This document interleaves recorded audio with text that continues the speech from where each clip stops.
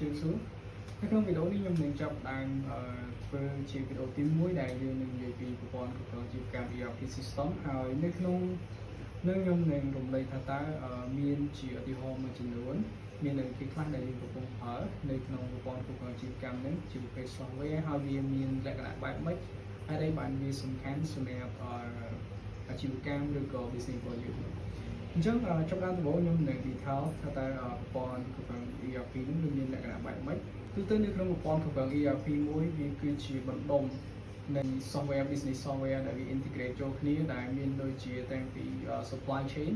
ដូចជា purchase inventory manufacturing production and also ពេលនេះយើងនឹងមានតកតងជាមួយនឹង sales CRM even accounting as well ហើយវាមានទាំង human resource ក៏ដូចជាតកតងជាមួយនឹង project management អីចឹងទៅហើយ software ទាំងអស់នេះវា operate នៅក្នុង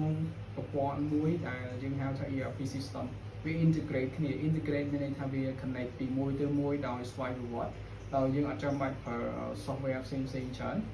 ដែលនៅក្នុងនោះមានដូចជា software តកតងជាមួយនឹង sales ជាមួយនឹង accounting ទូទៅបើយើងមានជា single software វានឹងជា software ពីរហើយ connect គ្នាប៉ុន្តែនៅក្នុងប្រព័ន្ធ ERP វាគឺជា software តែមួយហើយវា connect គ្នាដោយស្វ័យប្រវត្តិអញ្ចឹងវាសម្រួលការងារច្រើនមែនទែនសម្រាប់ business operation ដែលជា central database មួយក្នុងការ manage the whole company អញ្ចឹងនេះគឺជាត្រួសត្រាសតកតងជាមួយនឹង ERP system ហើយខ្ញុំនឹងលើកឧទាហរណ៍មួយចំនួនតកតងជាមួយនឹងតើ ERP system មានអីគេខ្លះហើយមួយនេះវាមានលក្ខណៈ specific បែបមួយដែរអញ្ចឹងសម្រាប់ឧទាហរណ៍ទី1ខ្ញុំនឹងនិយាយពី SAP SAP ជាក់ស្ដែងវាជាប្រភេទ closed source software ដែលវាមានការ develop dedicated ទៅលើ back end language ទៅនឹង technology ហើយសម្រាប់ keep client របស់ SAP យើងអាចនិយាយតកតងជាមួយនឹង production line ហើយនឹង retail store ដែលវាមានការប្រើប្រាស់ច្រើនតកតងជាមួយនឹងនៅក្នុង manufacturing តកតងនឹងការផលិតអីចឹងទៅបន្ទាប់ពីនេះមាន software មួយទៀតតកតងជាមួយនឹង Oracle តាមដែលយើងដឹងឃើញថា Oracle គឺជា company មួយដែលវាធំមែនទែនតែសម្រាប់ ERP របស់ Oracle គឺវាឈ្មោះថា NetSuite ដែល NetSuite គឺជាប្រភេទERP មួយដែលវាមានភាពខ្លាំងទៅលើ financial planning consolidation ហើយវាមាន real time dashboard ជាមួយនឹង advanced forecasting មានន័យថាវាអាចធ្វើតកតងជាមួយនឹង forecast ទៅលើ business របស់យើងឲ្យបានចឹងទៅវាមាន function ផ្សេងទៀតប៉ុន្តែខ្ញុំលើកឡើងតកតងនឹងចំណុចសំខាន់ហើយប្រភេទតា business ណាដែលគាត់គួរទៅប្រើបន្ទាប់ពីនេះយើងមានតកតងជាមួយនឹងចំណុចទី3ដែលខ្ញុំនឹងលើកឡើងគឺ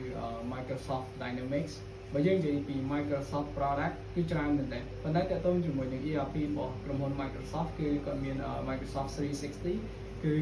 Microsoft 365ដែលជា strength ធំជាងគេរបស់ Microsoft ហ្មងគឺវាអាច integrate រាល់ Microsoft product ដូចជា Microsoft Word Excel PowerPoint ឬក៏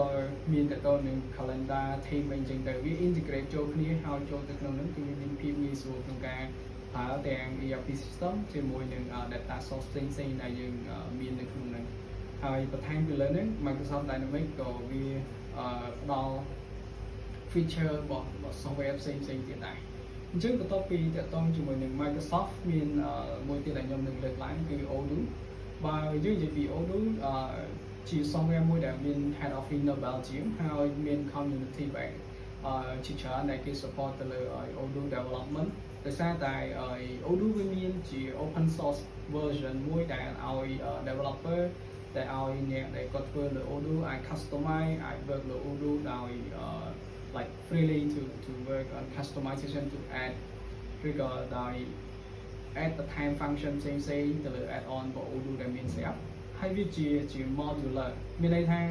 នៅពេលដែលយើងប្រើ Odoo យើងអាចចាំបាច់ប្រើជា package ទាំងអស់ក៏បានយើងអាច start ពី module មួយទៅ module មួយខ្ញុំឧទាហរណ៍ថាយើង start ពីការលក់ឬក៏យើង start ពី accounting and finance តោះមកយើង expand ទៅតកតងជាមួយនឹង inventory តកតងជាមួយនឹង purchase ឬក៏ manufacturing អីចឹងទៅអញ្ចឹងវា scale ម្ដងតិចទៅតាមតម្រូវការរបស់យើងវា flexible ហើយវាងាយស្រួលឲ្យយើង customize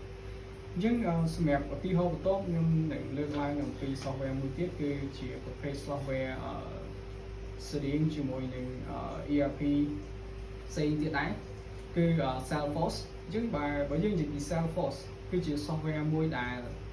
ខ្លាំងទៅលើ CM និង sales process បើយើងគ្រាន់តែស្ដាប់ពីឈ្មោះទៅយើងឃើញថាគាត់ខ្លាំងផ្នែកអីហីអញ្ចឹង Salesforce គឺជា software ដែល ERP ដែរប៉ុន្តែគេ develop មក very specific ហើយនឹង helpful សម្រាប់ការលក់ជាមួយនឹងCRM customer relationship management ទាក់ទងជាមួយនឹងការ communicate ទាក់ទងជាមួយការ maintain ទៅលើ customer របស់យើងអញ្ចឹងនេះជាឧទាហរណ៍មួយចំនួនដែលខ្ញុំលើកឡើងពីតើវាគេទៅជា ERP ហើយនឹងឧទាហរណ៍ថា ERP មានស្អីគេខ្លះនៅក្នុងហ្នឹងវាមាន ERP ផ្សេងទៀតបើទាំងអស់គ្នានឹងអាច comment នៅខាងក្រោមដើម្បីចែករំលែកបន្តហើយជា idea ខ្ញុំទាក់ទងជាមួយនឹង ERP នៅខ្មែរយើងតើគួរតែប្រើ ERP បែបម៉េចតែបើដោយសារតែនៅខ្មែរយើងទាក់ទងជាមួយនឹង regulation ផ្សេងទាក់ទងជាមួយនឹងប្រភេទនៃការប្រើប្រាស់ហើយនឹងប្រភេទនៃ business ទាំងអស់យើងឃើញថាពី software មួយទៅ software មួយពិបាក adapt ទៅតាម business type មែនទេអញ្ចឹងទៅខ្ញុំគិតថា Odoo គឺជា software មួយដែលយើងងាយស្រួលប្រើហើយថែមទាំងងាយស្រួលធ្វើការទៅលើនឹងដោយសារតែទីមួយវា open សម្រាប់ការ customize គឺយើងអាច customize ទៅលើ Odoo បានដោយអត់ចាំបាច់ប្រើ standard ទាំងស្រុងទេយើង adapt ជាមួយនឹងអីដែល business ត្រូវការ